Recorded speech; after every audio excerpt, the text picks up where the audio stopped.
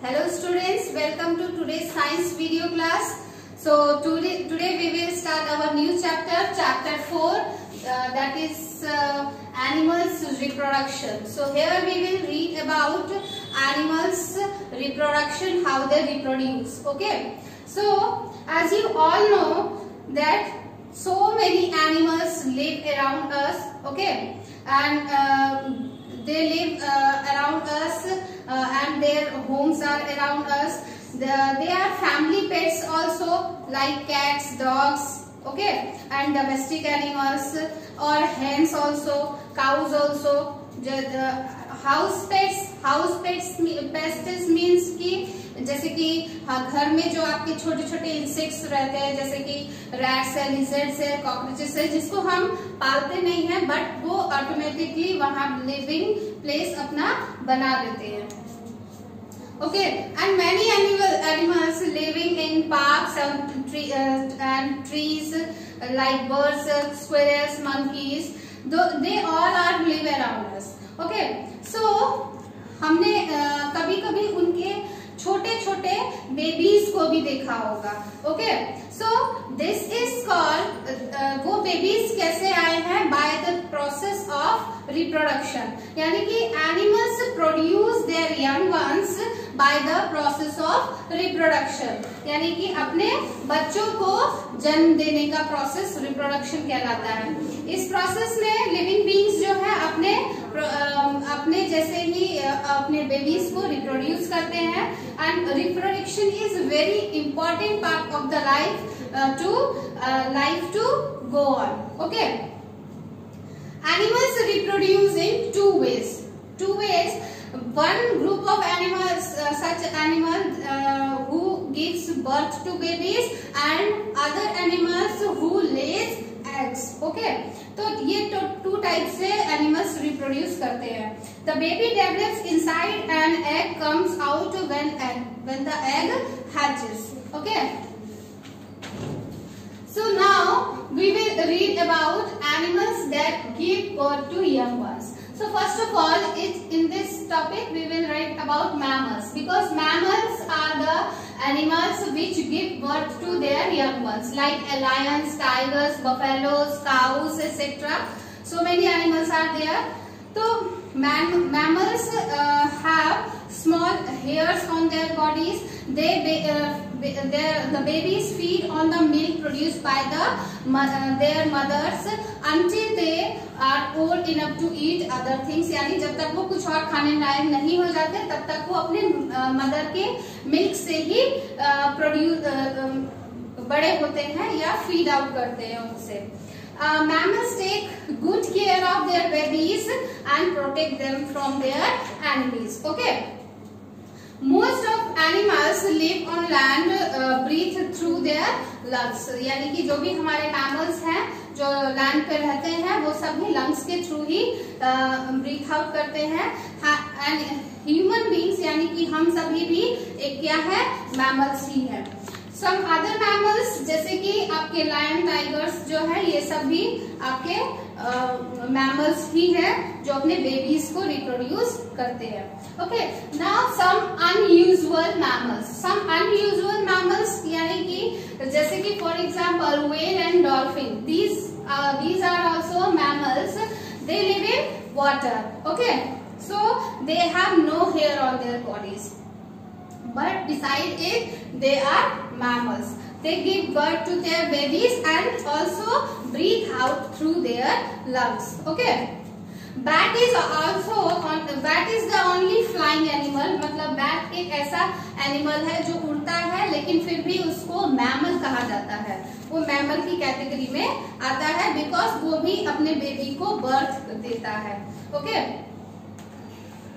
So now next, animals that lay eggs. अब उन animals के बारे में हम पढ़ेंगे जो कि अंडे देते हैं और फिर उसमें से उनके बच्चे रिप्रोड्यूस होते हैं.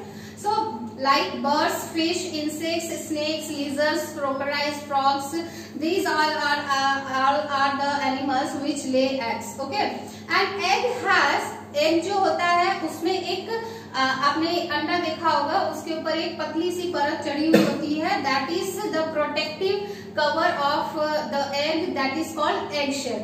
ओके, एंड देन उसके अंदर एक व्हाइट जेली टाइप का एक सब्सटेंस होता है जिसको हम एल्बुमिन बोलते हैं.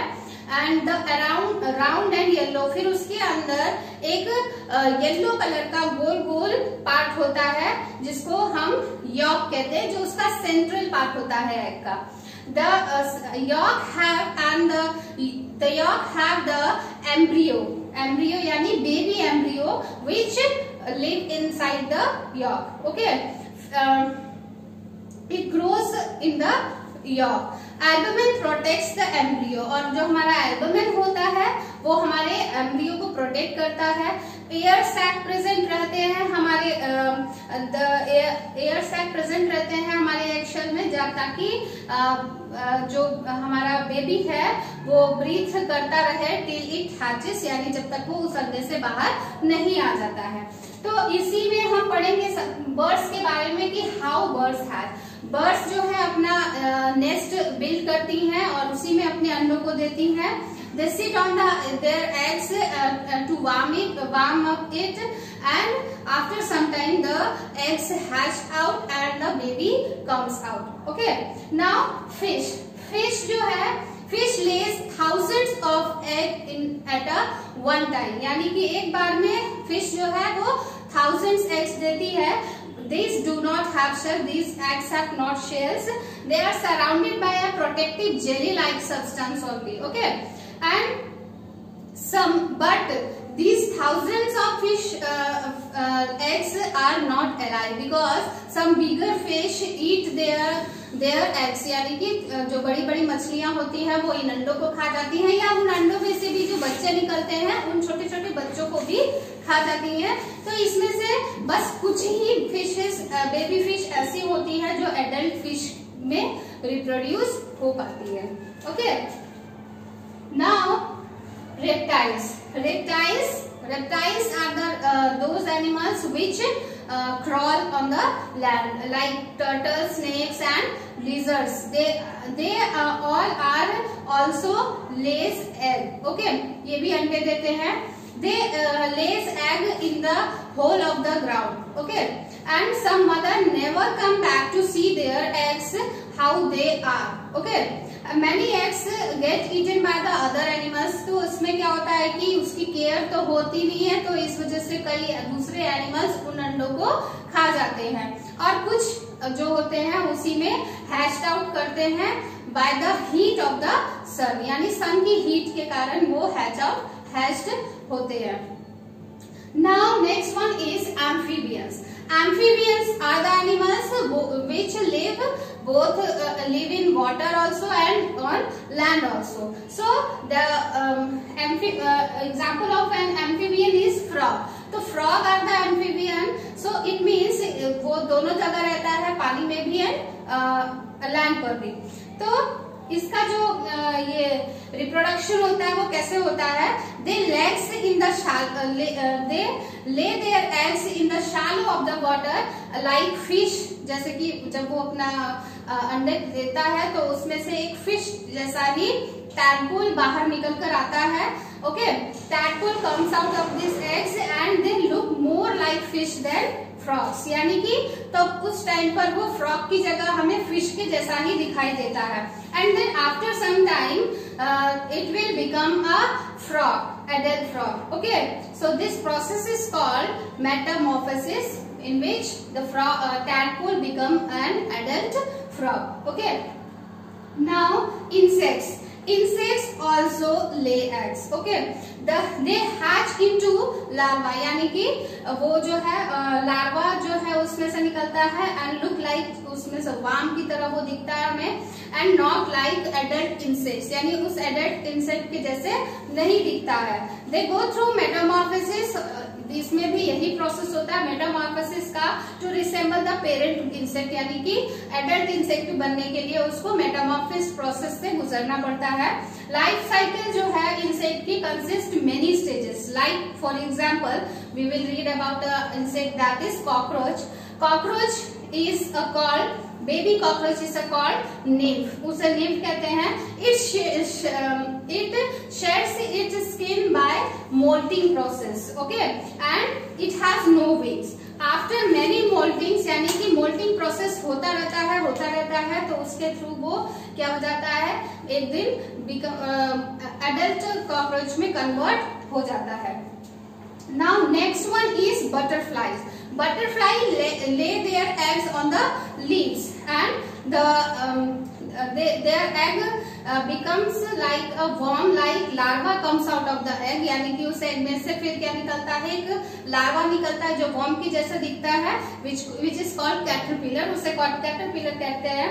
And it feeds on the leaves and make a cocoon around itself, यानी एक कोकून टाइप का अपने चारों ओर लपेट लेता है, जिसे हम प्यूपा कहते हैं. और प्यूपा जो है after some time the pupa opens it, मतलब वो खुल जाता है और फिर उसमें से एक ब्यूटीफुल बटरफ्लाई जो है वो बाहर आ जाती है एंड फ्लाई आउट करती है. Okay, so that's all for this chapter. I hope you all understand whatever we have read today. So read it and do the question answers of exercise given in the back side. So you will get the question answers by the PDF. So complete that chapter in your fair copy with neat and clean handwriting. So that's all for today. Thank you and have a nice day.